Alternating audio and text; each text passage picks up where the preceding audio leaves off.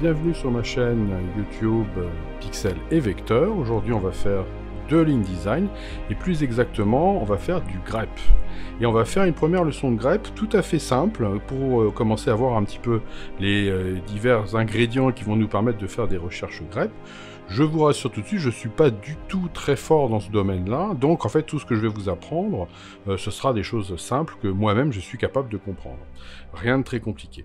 Alors, la première chose, c'est, voilà, j'ai un souci qui m'arrive très souvent, c'est que il m'arrive très souvent de ne pas mettre un espace entre un début de phrase, comme ici, le premier est la matière, virgule, le deuxième, l'ingrédient. Et vous voyez que là, déjà, j'ai une faute de frappe, je devrais avoir un L minuscule. Et le troisième... Ici, voilà. Bon, ça, c'est pourquoi, on y reviendra, justement. Je vous montrerai dans une autre requête grep comment revenir là-dessus. Pour l'instant, ce qui nous intéresse, c'est que je voudrais être certain que, à chaque fois, entre la virgule et la lettre, j'ai bien toujours un espace. Voilà. Et on va faire cette première requête de grep pour voir, justement, si on peut, comme ça, arriver sur un texte qui pourrait être très long, à voir toutes les fois où j'ai éventuellement fait cette faute de frappe. Alors, donc, qu'est-ce que je dois rechercher? En gros, je dois rechercher du texte, des mots, avec une virgule, puis encore du texte, des mots, et entre les deux, il ne doit pas y avoir d'espace, puisque c'est ça que je voudrais corriger. Alors, dans le grep, en fait, vous allez avoir quelque chose qui est très intéressant, c'est que vous n'avez pas besoin d'apprendre les codes, en fait, les codes sont ici. Vous avez tout ce dont vous avez besoin ici. Donc, qu'est-ce que ça pourrait être un mot? On va le trouver dans les caractères génériques. Et dans les caractères génériques, vous allez avoir donc des chiffres, des lettres, des caractères quelconques, ça pourrait déjà être plus intéressant, des espaces quelconques, et le caractère de mot quelconque. Le caractère de mot quelconque me paraît très bien. Je vais cliquer sur le caractère de mot quelconque, et je vais voir apparaître un code, qui est, vous voyez, un slash inversé, plus un W, bon, c'est pas une grosse, vous voyez, vous n'allez pas être très surpris, W pour Word, on a compris que, voilà, ça n'allait pas être une codification très compliquée. Le truc, c'est que, vous êtes comme ça, même pas obligé de les retenir. Le slash inversé, si vous êtes sur un PC, vous avez une touche avec le slash inversé. Si vous êtes en Mac, il faudra faire Alt majuscule slash. Ok, donc ça veut dire que je vais avoir un mot. Et puis après, je vais cliquer dans ma phrase, là, dans mon début de requête, et je vais mettre virgule. N'importe quel mot, n'importe quelle chaîne de mots, n'importe quoi, suivi d'une virgule. Puis, je vais aller remettre la même chose. Donc je peux retourner ici, et lui demander un nouveau caractère de mot. Voilà. Je recherche ces parties-là. Donc on va voir qu'est-ce que ça donne. Je vais venir me positionner ici, et je vais lui dire suivant. Et hop, vous voyez qu'effectivement, il vient bien me trouver Big Bang, et effectivement, il n'y a pas d'espace. Je continue, est-ce que j'en ai d'autres? Oui, j'en ai un deuxième là, visiblement. Parfait, je continue. C'est tout, j'en ai deux. Bon, très bien, donc ça va. Il n'y en a pas beaucoup, c'est déjà pas mal.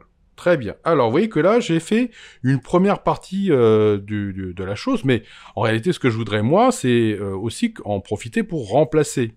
Alors, la première fois que j'ai commencé à faire du grep, je me suis dit, c'est pas du tout compliqué. Ce que je vais faire, c'est que je vais surligner ça, je vais le copier là, je vais le coller là, et puis là, entre les deux, je vais mettre un espace, et c'est réglé. Et vous allez voir que non, c'est une très mauvaise idée. Je vais revenir ici, et je vais refaire suivant, et vous voyez qu'ici, on voit Big Bang là, et je vais lui demander de remplacer. Oui, il va remplacer, c'est-à-dire qu'il va remplacer véritablement par le code, par les éléments que j'ai mis là. Donc, c'est pas du tout ça que je veux. Donc, non, il va falloir s'y prendre autrement. En fait, comment il va falloir s'y prendre? En fait, vous allez voir, c'est très simple. Il fallait simplement... il faut le savoir. C'est qu'en fait, la première requête, c'est donc un mot ou un ensemble de mots suivi d'une virgule. Et puis après, on va avoir un ensemble de mots après... C'est deux choses différentes. Et c'est entre ces deux choses-là, on voudrait mettre donc un espace. Donc ça veut dire qu'en gros, on aurait deux recherches qu'on pourrait trouver. La première recherche, on va la séparer par des parenthèses. Voilà, c'est la première partie de la phrase. Et puis la deuxième partie de la phrase, je vais aussi la séparer avec d'autres parenthèses. Vous voyez, donc je me retrouve bien avec, on va dire, un ensemble de mots suivi d'une virgule. Et à ce moment-là, quand il y a une virgule, après, il y a un autre ensemble de mots. Et quand il y a ça, ce que j'aimerais bien, c'est que ça soit séparé par un espace. Eh bien, on va pouvoir avoir un symbole, qui est le $, qui va me dire, voilà, eh bien, cet ensemble-là va être symbolisé donc par ce fameux $. On va le trouver ici.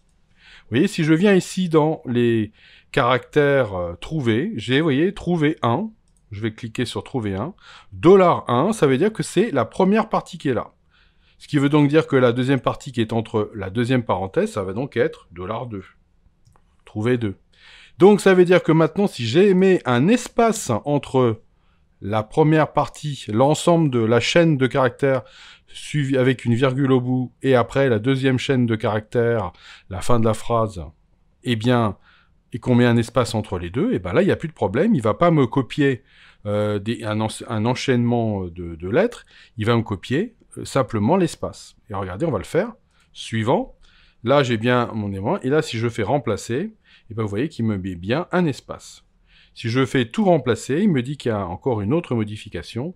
Je fais OK là-dessus. Et la deuxième modification a été faite. Voilà. Bon, donc, vous voyez que c'est pas super compliqué. Il y aurait éventuellement une autre manière d'aborder un petit peu cette chose-là aussi, qui pourrait aussi être intéressante. C'est que là, je lui ai dit, ben voilà, on a donc tout ce qui est un caractère, c'est-à-dire le slash plus le W, plus la virgule, et tout ce qui est donc un mot, après, c'est pareil. Mais pourquoi je lui dirais pas tout ce qui n'est pas un espace? Bon, le code qui consiste à dire tout ce qui est un espace, c'est le code S pour space. Si je fais comme ça un slash inversé plus le S, je lui dis tout ce qui est un espace suivi de la virgule, et là, je vais lui mettre aussi un S, et après avec un autre espace, qui n'est pas du tout ce que je veux.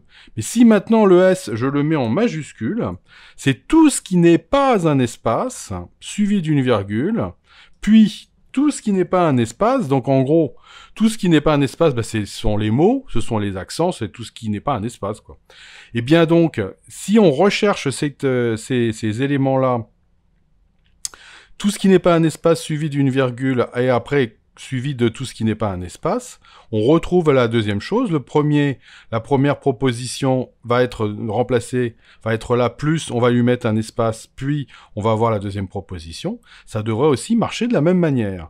Donc pour vérifier, je vais recorriger ça, je vais venir remettre un espace là, je vais revenir ici, enfin j'enlève mon espace, pardon, je fais suivant, il va bien me trouver, vous voyez, la même chose, et je peux lui dire de remplacer. Donc vous voyez qu'on a deux manières de pouvoir faire la même chose. Alors là, qu'est-ce qu'on a appris? Ben, on a appris que premièrement, si on voulait avoir une chaîne de caractères quelconque, voilà, comme on voulait, eh ben, on pouvait mettre donc, aller dans les caractères génériques et aller chercher une chaîne de caractères, c'est-à-dire un mot quelconque. Si je cherchais uniquement des lettres en majuscules, j'aurais les deux en minuscules, je les aurais ici. Bon, pour l'instant, on n'a pas vu ça encore, on est sur les mots. Et puis, on a vu aussi qu'on pourrait avoir un espace, et si on met l'élément qui est en minuscule, si le W ou le S, je le mets en majuscule, ça veut dire l'inverse de ce que c'est. C'est-à-dire que si j'avais le slash inversé plus un W en majuscule, ce serait tout ce qui n'est pas un mot, donc en gros des espaces, et là en l'occurrence je lui dis tout ce qui n'est pas un espace, suivi de la virgule, et suivi après de tout ce qui n'est pas un espace. Et ça, je décide de le séparer par un espace ici. Voilà. Donc vous voyez, c'est deux possibilités qui peuvent être très intéressantes. Maintenant, une fois que j'ai fait cette formule, eh ben, bien évidemment, je ne vais pas la refaire à chaque fois. Je vais aller cliquer sur le petit bouton qui est là, je vais enregistrer ma requête, et je vais l'appeler par exemple espace avec virgule. Alors évidemment, ça c'est moi qui vais comprendre ce que je veux. Après, vous pouvez mettre autre chose. Espace avec virgule, je fais OK là-dessus. Et dorénavant, eh bien, je n'aurai même plus besoin d'avoir tout ça. La prochaine fois que j'aurai un texte et que je voudrais vérifier, j'irai dans mon petit menu, j'irai chercher espace avec virgule, et ça viendra me positionner, évidemment, le code. Donc, si vous n'avez pas envie d'apprendre le grep, bah, vous avez juste à faire un copier-coller de ça, vous le mettez dedans, vous faites un enregistré, et puis voilà, vous l'avez fait, et c'est bon. Voilà, en attendant, vous voyez comment le grep va fonctionner. Ça va fonctionner de cette manière-là. Donc je vais vous montrer comme ça pendant un certain temps, un certain nombre de formules qui sont utiles lorsque l'on fait des documents. Ça ne sera pas pour le plaisir de faire du grep, parce que moi je trouve pas ça très plaisant, mais c'est extrêmement pratique. Donc je vais essayer de vous apprendre tout ce qui est effectivement utile lorsque l'on fait un document. Voilà, eh bien, n'hésitez pas à vous abonner si ce n'est pas déjà fait, et puis je vous dis à bientôt pour de nouvelles aventures sur Pixel et Vecteur.